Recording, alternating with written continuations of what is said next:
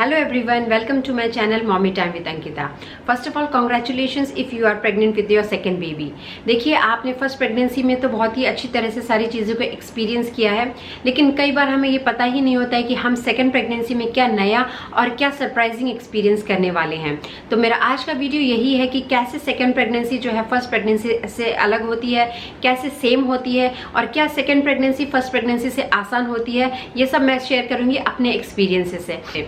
Video अगर आपको useful लगे तो प्लीज़ लाइक करिएगा, कमेंट करिएगा, शेयर करिएगा अपने फ्रेंड्स और रिलेटिव्स में, और मेरे चैनल को सब्सक्राइब करना बिल्कुल भी ना भूलिएगा।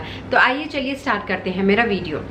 तो सबसे पहला पॉइंट है प्रेगनेंसी कॉम्प्लिकेशन कैन रिअकर। देखिए, अगर आपने पहली प्रेगनेंसी में प्री एक्लेम्सिया यानी कि बीपी, थायराइड या फिर जेस्टेशनल डायबिटीज़ जैसी कॉम्प्लिकेशंस को फेस किया है, तो चांसेस बहुत ज़्यादा हैं कि आप सेकेंड प्रेगनेंसी में भी इन कॉम्प्लिकेशंस को फेस करें।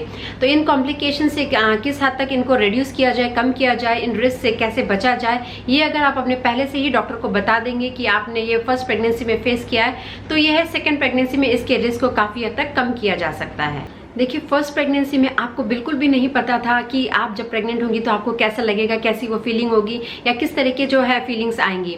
लेकिन सेकंड प्रेगनेंसी में आपको ऑलरेडी पता होता है कि मुझे किस तरह के सिम्टम्स आएंगे, मुझे किस तरह की फीलिंग्स आएंगी, मुझे कैसा लगेगा, ये सब आपको ऑलरेडी एक्सपीरियंस आपने किया होता है।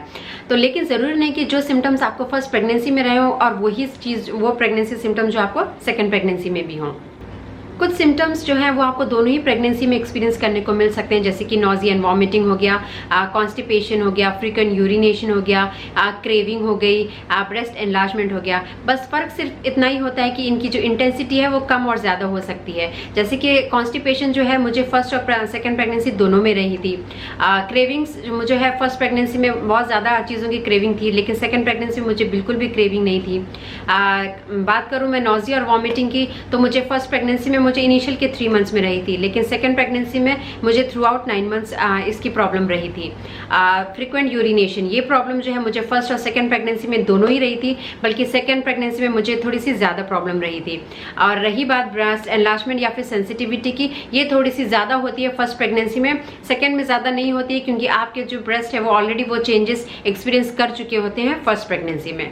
तो जो है सिम्टम्स जो है वो दोनों ही प्रेगनेंसी में सेम और डिफरेंट हो सकते हैं, और इनकी इंटेंसिटी कम ज़्यादा भी हो सकती है।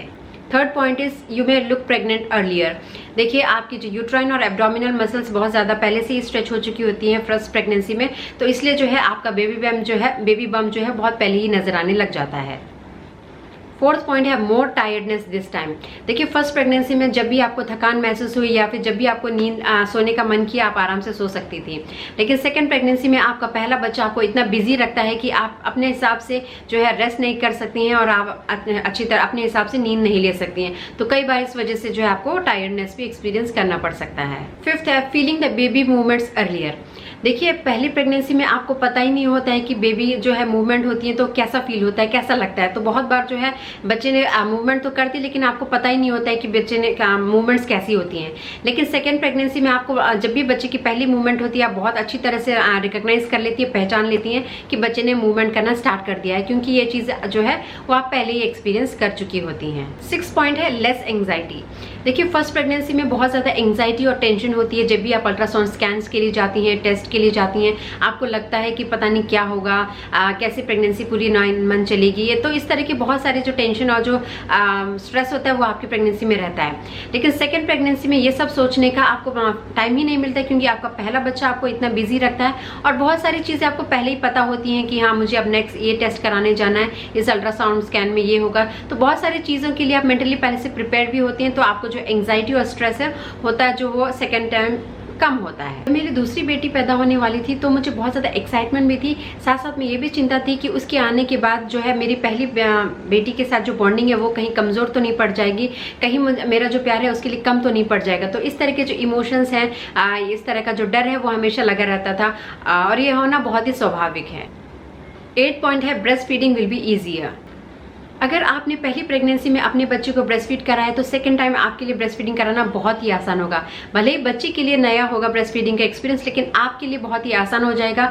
इनकेस आसान नहीं भी होगा तो आपको पता रहेगा कि चीज़ों को किस तरह से डील करना है, या अगर फीडिंग में कुछ इशू आ रहा है तो किस तरह से आप उस चीज़ों को सॉर्ट आउट कर सकें। तो ब्रेस्ट फीडिंग जो है आपके लिए बहुत ही आसान हो जाती है सेकेंड प्रेगनेंसी में। और अब बात करते हैं, क्या सेकेंड प्रेगनेंसी फर्स्ट प्रेगनेंसी से आसान होती है? तो जी हाँ, बिल्कुल आसान होती है। मैं अपने एक्सपीरियंस से कह रही हूँ कि किन किन टर्म्स में ये आसान होती है। सबसे पहला, easy in terms of baby care. देखिए, आप ऑलरेडी आपने पहले बच्चे की केयर की हुई थी, बच्चे को नहलाना, मसाज करना, सब कुछ करना, तो आपको ऑलरेडी आप एक बार एक्सपीरियंस कर चुकी होती हैं, तो आपको दूसरे बच्चे के लिए करने में बहुत ज़्यादा परेशानी नहीं आती है। दूसरा है easy in terms of mental and physical preparedness. देखिए, आपको पता रहता है कि क्या क्या मेंटल और फिजिकल चैलेंजेस आएंगे आपके सामने, और उस हिसाब से जो है आप अपने आप को तैयार कर लेती हैं सेकेंड प्रेगनेंसी में।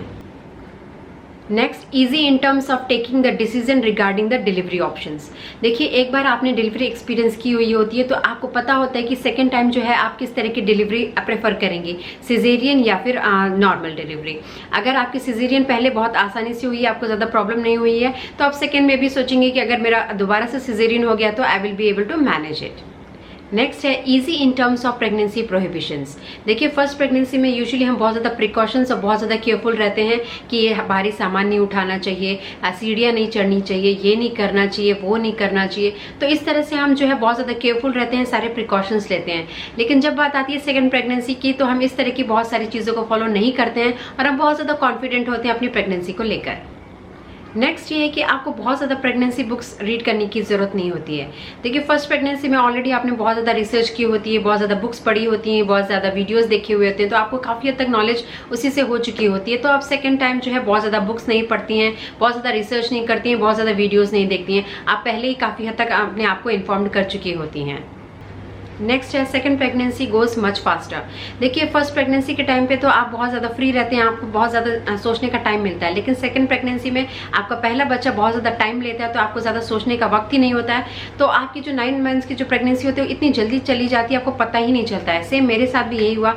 मेरी जो सेकंड प्रेगनेंसी के 9 महीने थे, वो मुझे पता ही नहीं चला कि वो किस तरह से चले गए, क्योंकि मैं अपनी पहली बेटी की केयर और उसको देखभाल में इतना ज़्यादा बिजी थी कि मेरे 9 महीने कैसे चले गए मुझे पता ही नहीं चला। नेक्स्ट इंपॉर्टेंट पॉइंट है कि आप चीज़ों को प्रायोरिटाइज करना सीख जाती हैं। देखिए, सेकंड प्रेगनेंसी में आपको काफ़ी हद तक एक्सपीरियंस हो जाने के बाद आप जो है बच्चे के हिसाब से या फिर बच्चे की जो प्रायोरिटी है, बच्चे के लिए जो ज़रूरी है वो पहले चीज़ें करती हैं, उसके बाद जो आपको लगता है ये चीज़ें ज़्यादा इंपॉर्टेंट नहीं है उन्हें जो है आप बाद में करती हैं। तो इस तरह से जो है चीज़ों को प्रायोरिटाइज करना बहुत अच्छी तरह से सीख जाती हैं। Last but not the least, बहुत ही इंपॉर्टेंट चीज़ ये है कि फर्स्ट प्रेगनेंसी या फिर फर्स्ट बेबी केयर में जो भी मिस्टेक्स या फिर नॉलेज न होने की वजह से आपसे जो गलतियां हुई होती हैं वो आप सेकंड प्रेगनेंसी में और बेबी केयर के दौरान आराम से करेक्ट कर सकती हैं। तो इसलिए काफ़ी हद तक जो है सेकंड प्रेगनेंसी फर्स्ट प्रेगनेंसी से ईजी होती है। तो मैं उम्मीद करती हूँ मेरा वीडियो यूजफुल रहा होगा। इसी के साथ मैं विदा लेती हूँ और मिलती हूँ आप लोग के साथ एक नए वीडियो में। तब तक के लिए thanks and thank you for watching this video.